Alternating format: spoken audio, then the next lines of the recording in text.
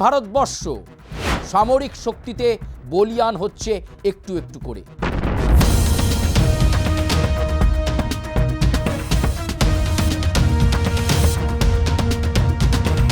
আজকে ভারত সামরিক শক্তিতে কতটা শক্তিশালী যে তাকে অন্যান্য দেশ সমীহ করছে।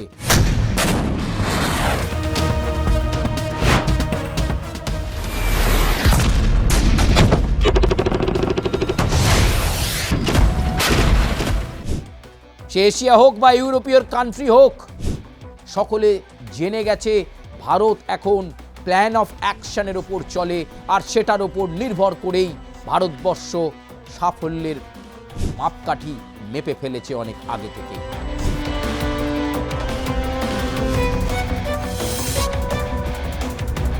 এয়ার বোমা ফাটলে কি হবে আর কি আছে সেই বোমার মধ্যে, সেই কাহিনী আজকে আপনাদেরকে শোনাবো।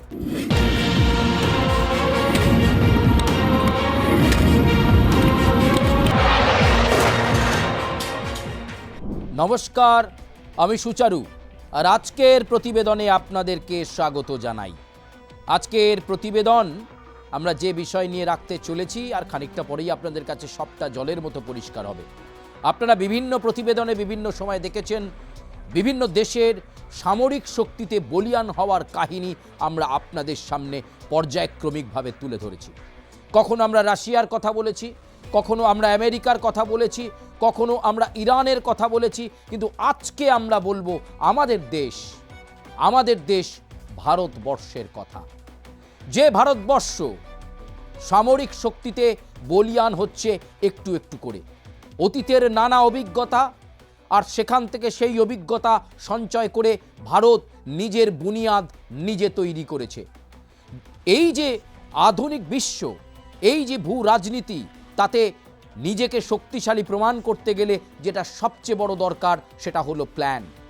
আর সেই প্ল্যানের ওপর নির্ভর করেই ভারত তৈরি করছে তার সামরিক শক্তিকে। যত বেশি আধুনিক যুদ্ধাস্ত্র, যত বেশি আধুনিক সমরাস্ত্র, তত বেশি সাফল্যের সোপান অপেক্ষা করছে ভারতের জন্য।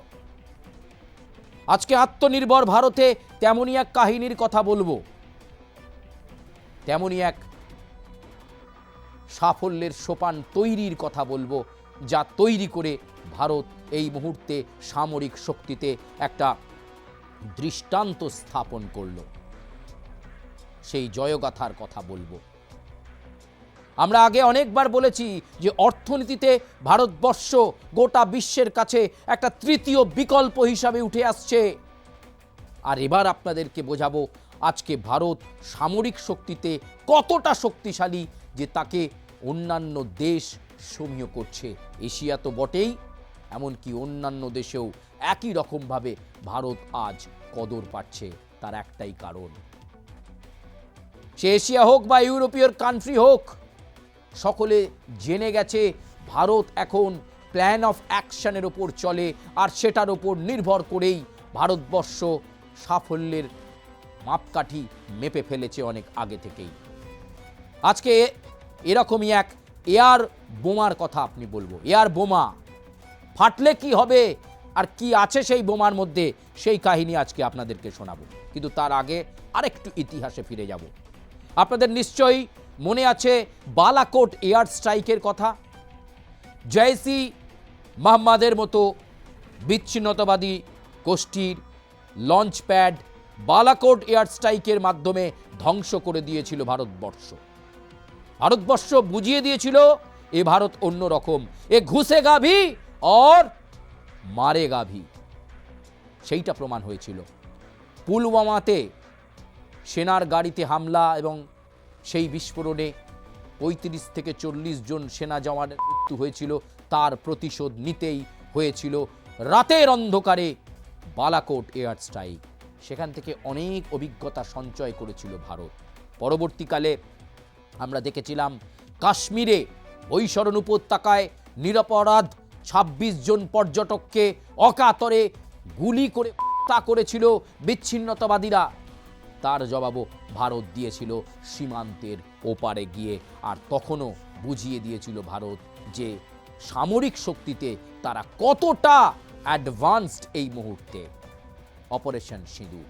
আর সেই বালাকোট এয়ার স্ট্রাইক আর অপারেশন সিঁদুর থেকে শিক্ষা নিয়েই ভারত তৈরি করে ফেলল নতুন এয়ার বম, যা মারাত্মক আকাশপথে এবং একই রকমভাবে ভূমিতেও। ক্ষেপণাস্ত্রের মতো কার্যকরী এই এয়ার বম। ওজন শুনলে চমকে যাবেন, 125 কেজি ওজনের এই বোমা।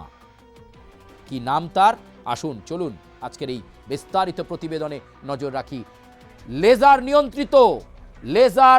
নিয়ন্ত্রিত এই বোমার নাম প্রিসিশন বোমা। এই এয়ার বোমটার নাম প্রিসিশন বোমা, যার আঘাতে ছিন্ন ভিন্ন হয়ে যাবে শত্রুপক্ষ।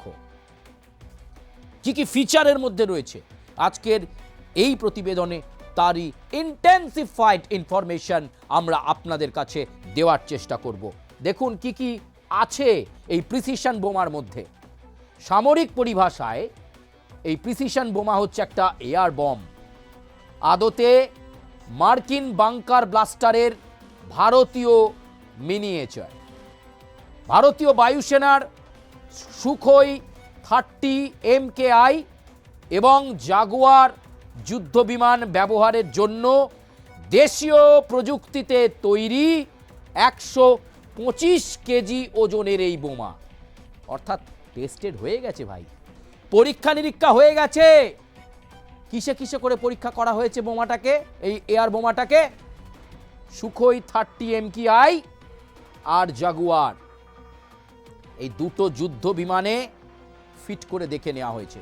দেখতে পাচ্ছেন, বোমাটাকে দেখলেই শিউরে উঠবে শত্রুপক্ষ।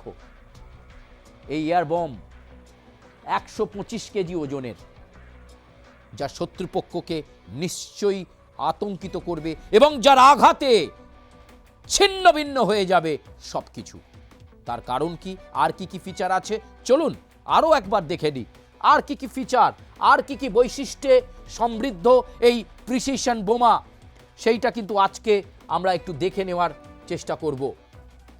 ন্যাটো বাহিনী ব্যবহৃত MK-81 বোমার সঙ্গে সাদৃশ্য রয়েছে সোলার ডিফেন্সের তৈরি 125 কেজি বোমার।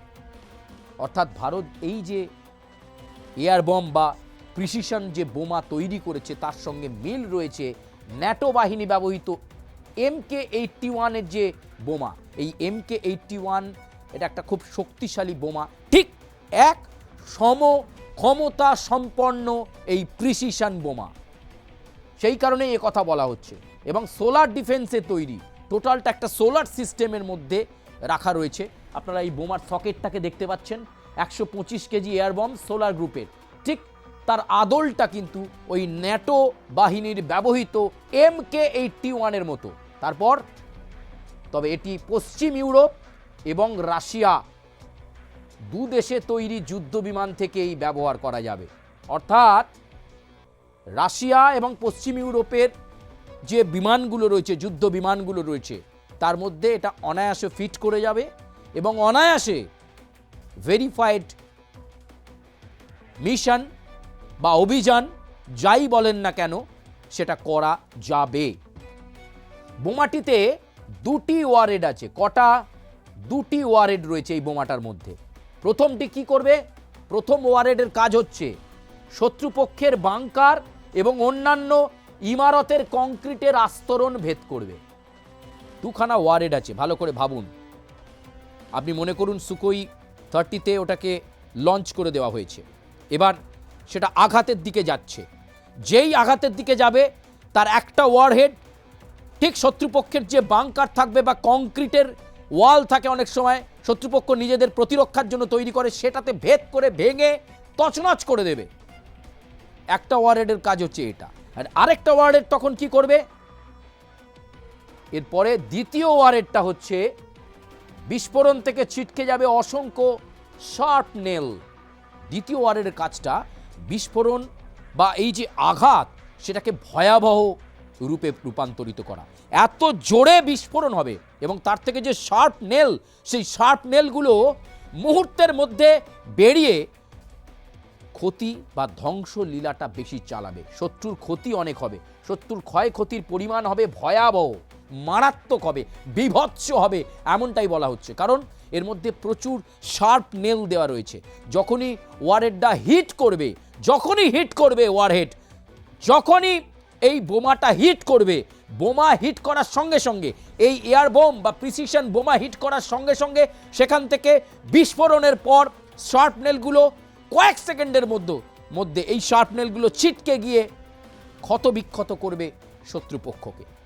এটাই বলতে চাওয়া হচ্ছে। এই দুটো ওয়ারহেড এই কারণে, একটা শত্রুপক্ষের কংক্রিটের যে ওয়াল এবং সেই সঙ্গে যে বাংকার সেটাকে ভেঙে গুঁড়িয়ে দেবে, আর আরেকটা ওয়ারহেড থেকে শার্পনেল বেরিয়ে শত্রুপক্ষকে দুর্বল করে দেবে, ক্ষয়ক্ষতি করে দেবে, বীভৎসভাবে ক্ষতিগ্রস্ত হবে শত্রুপক্ষ। চলুন আর কি হবে এখান থেকে আরেকটু আমরা বুঝে নেওয়ার চেষ্টা করি এবং একেবারে আমরা বুঝে নেব যে এই যে বোমা, তাকে নিয়ে ইতিমধ্যেই ভাবনা চিন্তা এবং আপনাদেরকে আগেই বললাম যে সব রকমের পরীক্ষা নিরীক্ষা করে নিয়েছে ভারতবর্ষ। এই ভারতবর্ষ, আমাদের দেশ সামরিক শক্তিতে আরেকটা সাফল্যের সোপান গড়বার জন্য প্রস্তুত। যেভাবে বালাকোট এয়ার স্ট্রাইক, যেভাবে অপারেশন সিঁদুর করে তারা সাফল্য নিয়ে এসেছে অতীতে, আগামীতে অন্য কোনো অপারেশন করতে গেলে এই এয়ার বোম বা এই প্রিসিশন বোমা একটা অন্যতম গুরুত্বপূর্ণ সাফল্য এনে দেবে। কারণ এর আঘাত যতটা মারণমুখী আর তার পরিণাম তার থেকেও ভয়াবহ হবে। তাই সত্যি একটু একটু করে ভারতবর্ষ চাইছে তার সামরিক শক্তিকে একটু একটু করে আরও শক্তপোক্ত করে তুলতে। কারণ অর্থনীতি আর সামরিক শক্তিতে সমৃদ্ধ দেশ মানেই বিশ্ব তাকে সমীহ করবে, আর বিশ্বের কাছে একদিন ভারত সেরা হবেই। কারণ কথাতেই আছে, বলো বলো বলো সবে, ভারত আবার জগত সভায় শ্রেষ্ঠ আসন লবে। এগুলো যারা দেখছেন, এগুলো শুধু ট্রেলার দেখছেন। এই এয়ার বোম, এই প্রিসিশন বোমা আগামী দিনে ভারতের সাফল্যের জয়গাথা লিখে আনবে, বিশ্বাস রাখুন। জয় হিন্দ, বন্দে মাতরম।